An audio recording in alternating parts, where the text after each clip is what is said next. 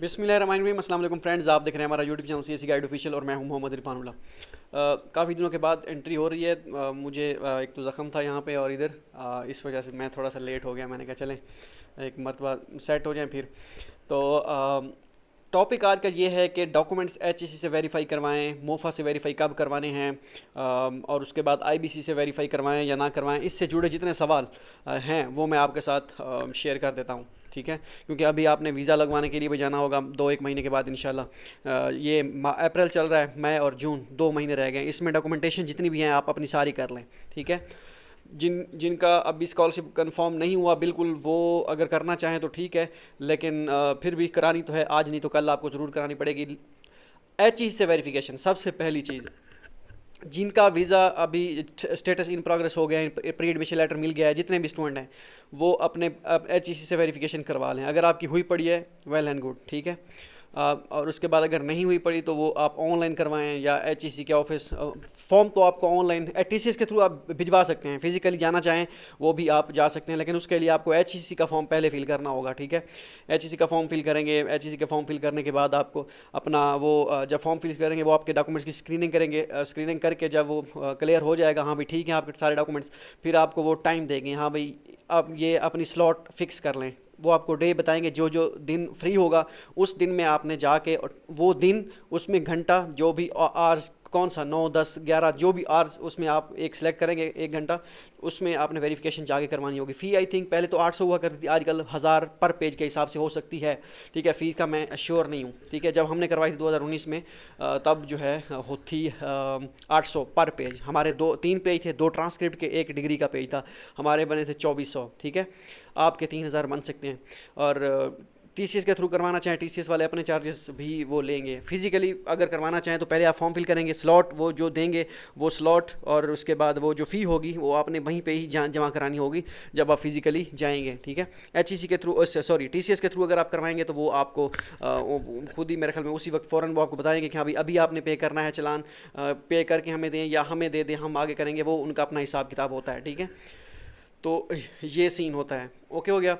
अब क्योंकि ये 2-3 महीने, आपको महीना, 1.5 महीना, 2 महीना लग सकता है अभी, क्योंकि सारे स्टूडेंट्स जो है अपनी वेरिफिकेशन करवाने शुरू हो जाएंगे तो टाइम ज़्यादा लगेगा। अब आप कहते हैं कि हमें हमें अभी कंफर्म नहीं है, हमें बाद में पता चलता है कि हमने अब, या हमारा अभी मूड नहीं बन रहा वेरिफिकेशन करवाने का, बाद में अगर टाइम थोड़ा हो तो फिर क्या करें।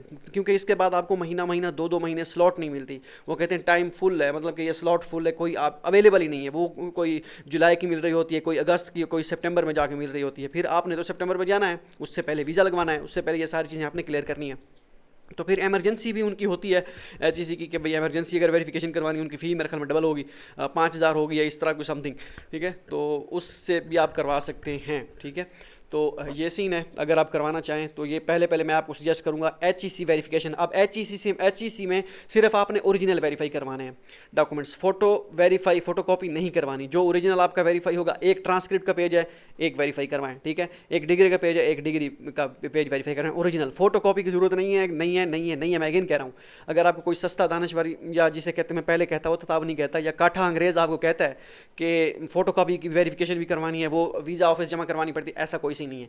जो आपकी ओरिजिनल होगी उसी की आपकी फ्रंट बैक फोटो कॉपी करवा के आपने वीज़ा ऑफिस जमा करवानी होगी। वो बाद का मैं इंशाल्लाह बाद में उस पर वीडियो बनाऊंगा कि वीज़ा के लिए कौन कौन से डॉक्यूमेंट्स किस तरह आपने वो प्रिपेयर करके जाना है, ताकि आपको वीज़ा ऑफिस से एक मरतबा चले गए बाहर ना आना पड़े। एक मरतबा आप अपॉइंटमेंट का शायद सीन ख़त्म हो गया है तो, लेकिन फिर भी उस वक्त जो होता है वो मसला होता है कि भाई कोई चीज़ हमें, हमारी सारी चीज़ें पूरी हो। इंशाल्लाह मैं आपको सारी चीज़ें बताऊंगा, एक चीज़ वीज़ा के लिए, वो बात का मसला है। अभी के लिए एचईसी वेरिफिकेशन बहुत इंपॉर्टेंट है, क्योंकि ये टाइम कंज्यूमिंग है। तो क्योंकि सारे स्टूडेंट्स अप्लाई कर रहे होते हैं, इसके लिए वेरिफिकेशन करवा रहे होते हैं, तो उनके पास टाइम थोड़ा होता है, सॉरी एप्लीकेंट्स ज़्यादा होते हैं तो टाइम लगता है उनको, कसूर उनका भी नहीं है, ठीक हो गया। तो ये सारी चीज़ें कर लें। आपने ओरिजिनल करवानी है। बैचलर की, अगर आप पीएचडी के लिए अप्लाई कर रहे हैं, बैचलर की डिग्री और ट्रांसक्रिप्ट, और मास्टर की डिग्री और ट्रांसक्रिप्ट। अगर आपका डिग्री नहीं है तो प्रोविजनल सर्टिफिकेट आप करवा सकते हैं, ठीक है। अगर आपके BZU से BSc है 2 साल की, वो हमारी डिग्री नहीं मिली, हमें ये है वो, भाई आप सारी चीज़ें पूरी करें। जो भी BSc से लेके ऑनवर्ड जितनी भी हैं आप सारी चीज़ें पूरी करें। ये हो गया, ओरिजिनल हो गया वेरीफाई, ओरिजिनल से आपने वेरीफाई करवाने हैं, फ़ोटोकॉपी नहीं करवानी, ओके हो गया। अब बातें हैं IBCC। क्या IBCC हमें करवाना चाहिए? देखिए IBCC मैट्रिक और इंटरमीडिएट की जो वेरिफिकेशन होती है वो आप एक और चीज़ मैं ऐड कर दूं कि अगर आपके पास डिग्री नहीं है, डिग्री अगर आपके पास नहीं है, प्रोविजनल है, तो जब आप अथॉरिटी लेटर पहले तो होता था, आप पता नहीं है या नहीं है, लेकिन वो अथॉरिटी लेटर आप बनवा लें। अथॉरिटी लेटर जो है, आप जहाँ से यूनिवर्सिटी आप मेन कैंपस से आप ग्रेजुएट हुए हैं या सब कैंपस से हैं ग्रेजुएट हुए हैं, तो वो अथॉरिटी लेटर आप बनवा के जाएंगे कि मेरी डिग्री नहीं है, यूनिवर्सिटी आपको लेटर बना के देगी भाई इसकी डिग्री नहीं है, ये प्रोविजनल हमने इशू किया, इस तरह जो भी लेटर होगा अथॉरिटी लेटर उस पर लिखा होता है, मेंशन होता है, तो वो बनवा के जाएँ, बजाय इसके कि आप जब जाएँ तो वो आपको कहेंगे भी अथॉरिटी लेटर लेके हैं, वो आपको चक्कर दोबारा लगाना पड़ेगा। ठीक है, ये चीज़ क्लियर कर लें।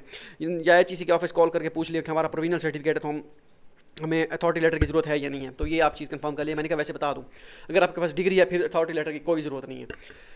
अब आते हैं मैट्रिक और इंटरमीडिएट। मैट्रिक और इंटरमीडिएट आईबीसीसी वेरिफिकेशन करवाएं या ना करवाएं, तो ये आप पे डिपेंड करता है। वीज़ा ऑफिस में मोस्टली चेक नहीं करते हैं, हमारा भी चेक नहीं किया था, वैसे चेक भी नहीं करते। लेकिन मैं ये कहता होता हूँ कि अब भी अगर आप मैट्रिक और इंटरमीडिएट की हम वेरीफाई नहीं करवाएंगे तो कब करवाएंगे, आखिर वो कहाँ काम आएगी। आप आपके पास औजार हथियार पूरे होने चाहिए। ये ना हो वीज़ा ऑफिस जाएँ और आपके माइंड में डर लगा रहेगा कि मेरी मैट्रिक और इंटरमीडिएट की नहीं है, मेरे से मांग ना लें। ठीक है, वो डर आपने ख़त्म करना है, बिला झिझक मेरे पास सारे वेरीफाई हैं। ठीक है, अगर मुझे बात इसमें दम है, जो अभी मैं बात बता रहा हूँ, मुझे भी मेरे कोई दोस्त था या सीनियर था उस वक्त बताई थी कि अगर आप चाइना से आगे किसी यूरोपियन कंट्रीज में मूव करते हैं, वहाँ पे अगर आप एम्बेसी में वीज़ा वगैरह लगवाते हैं तो या आगे मूव करना पड़ जाता है, तो आपके वो डॉक्यूमेंटेशन चेक करते हैं सारी। सुनने में यही आया, अब होता है या नहीं होता मुझे नहीं पता, बाद में थोड़ा सा दम है कि अब वो सारी वेरीफाई करते हैं मैट्रिक से लेके आगे। तो अगर उस वक्त भी आपके पास ना हुई, फिर आपको पाकिस्तान आना पड़ेगा, वो चक्कर लंबा पड़ जाएगा। इस वजह से भाई हमने तो सारी जिसको भी मैं रिकमेंड करता हूँ, मेरे कज़न जितने भी हैं जो अभी वो कर रहे हैं, मैं उनको कहता हूँ भाई शुरू से करवाओ, सारी जितनी भी हैं सारी करवा लो। मेरे साथ जाना है तो मैं वीज़ा के लिए जो भी हिसाब किताब बनेगा वो बाद का मसला है कि सिलेक्शन हुई है या नहीं हुई, क्या सीन चल रहा है, वो बाकी बात में चीज़ें। अगर मेरे साथ जाना है सारी चीज़ें कंफर्म करवा के जाओ। ठीक है, अगर तो ज़िंदगी मिली तो ठीक है। तो मैं भी ये आपको ये सजेस्ट करूँगा कि आप मैट्रिक और इंटरमीडिएट की करवा लें। ओरिजिनल वो सनद जो होती है 2 साल बाद जो मिलती है, ठीक है, सिर्फ वही करवानी है। उसके ट्रांसक्रिप्ट में जो रिजल्ट कार्ड होता है 10-15 दिन के बाद मिलता है, जब आप ग्रेजुएट हो, सॉरी ग्रेजुएट नहीं, आप इंटरमीडिएट या मैट्रिक की वो कर लेते हैं, उसके बाद जो मिलता है वो नहीं।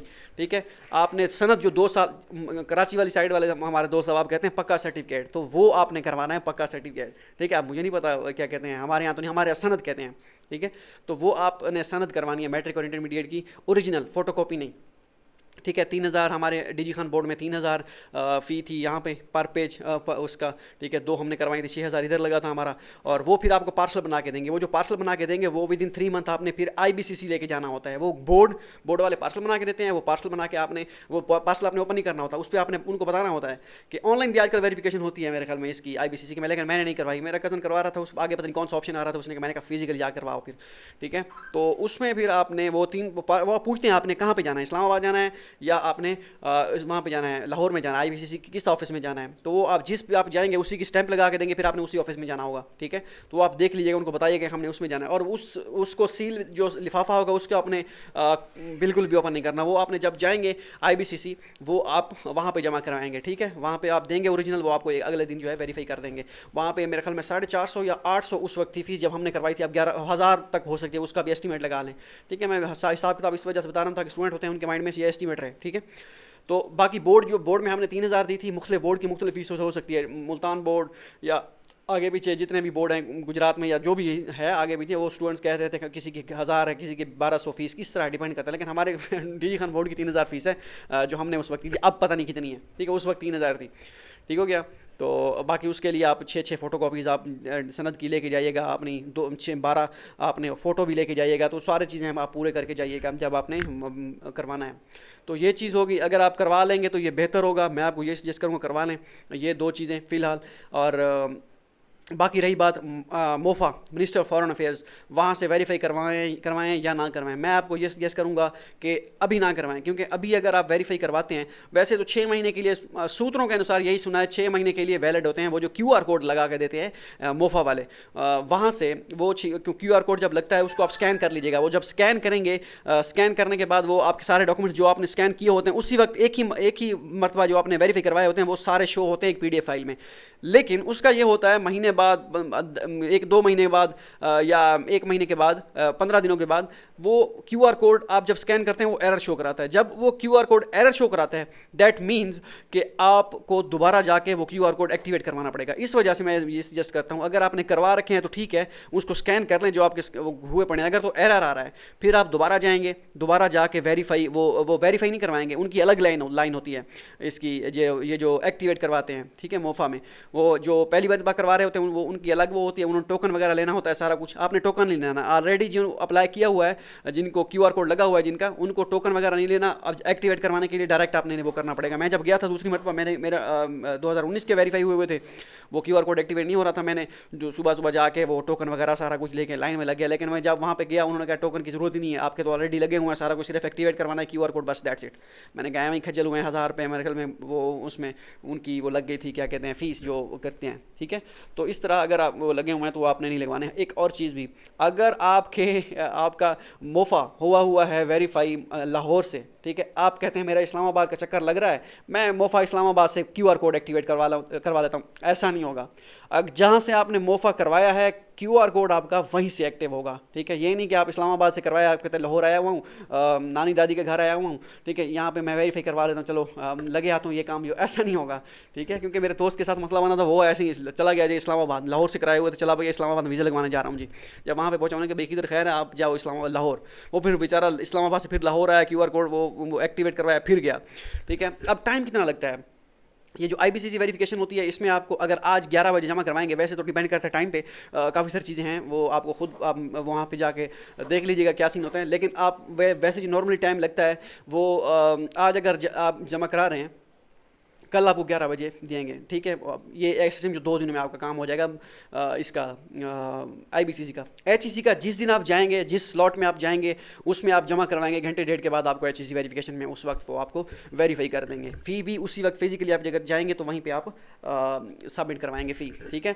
तो ये हो गया HEC की वेरिफिकेशन टाइम। और मोफ़ा आप सुबह सुबह जाएंगे लाइन में। शर्त यह है कि अगर आपने एक ही दिन में मोफ़ा के डॉक्यूमेंट्स लेने हैं ना, सुबह 6 बजे वहाँ पर लाइन में लग जाएँ। आपको 9 बजे जैसे ही होगा टोकन लें, और टोकन लेने के लिए एक अगर कोई आपका रिश्तेदार वगैरह रहता है तो उनसे कहें कि जाके टोकन ले लें वहीं पे, वो जो पोस्ट ऑफिस है ना बिल्कुल साथ ही। मैं तो इस्लामाबाद में गया था, लाहौर का मुझे नहीं पता, वहाँ पे उनके साथ ही होता है उनका पोस्ट ऑफिस, जो ये पोस्टल, ये जो पाकिस्तान पोस्ट ऑफिस है, ठीक है, ये साथ ही है, वहाँ से टोकन लें। टोकन मीन्स के वो सॉरी टिकटें मैं कह रहा हूँ, टोकन जितने भी हैं वो टिकटें हैं, 10, 20, 30 रुपए वाली टिकटें होती हैं, वो आपने लेनी है। बाकी ये डॉक्यूमेंट्स मोफा से कौन कौन से वेरीफाई करवाने हैं, पुलिस क्लियरेंस सर्टिफिकेट भी आपने बनवाना होगा, ठीक है, वो भी आप अभी ना बनवाएं, टाइम, हाँ अभी बनवा लें तो कोई मसला नहीं है। ये मई, जून, जुलाई, अगस्त, सितंबर, अक्टूबर, 6 महीने में पड़ा होता है टाइम, तो उसको भी आप बाद में वेरीफाई करवाइएगा वहाँ मोफा से, ठीक है। अगर अभी आप बनवाना चाहें तो बनवा सकते हैं, ये इसके लिए क्या कहते हैं मोफा के लिए, ठीक है। 6 महीने के वैलिड होता है तो टाइम बहुत पड़ा होता है।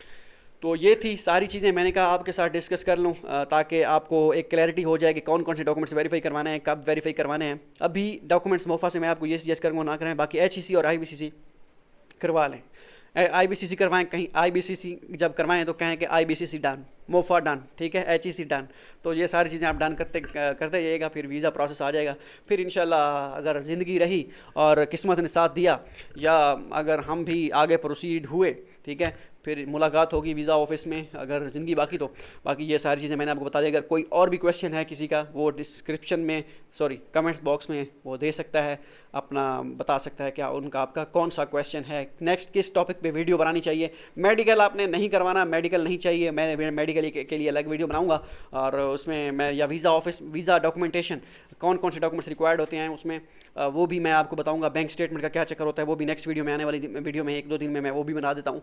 तो उसमें बताऊँगा कि कैसे कौन कौन से डॉक्यूमेंट्स आपने वो रिक्वायर्ड होते हैं वीज़ा के लिए, ठीक है। और मैं कोशिश करूँगा कि JW फॉर्म भी ढूंढूँ, पुराने ढूंढ के वो भी आपको फिज़िकली आपको दिखा सकूँ कि ऐसी अगर आपका JW फॉर्म है, वीज़ा फॉर्म है, तो आपको इतनी बैंक स्टेटमेंट चाहिए होगी, अगर इसमें इतनी है तो इतना, ये हिसाब किताब है तो इतनी, ठीक है। मिलते हैं अगली वीडियो में, दुआ में याद रखिएगा। अल्लाह हाफ़िज़।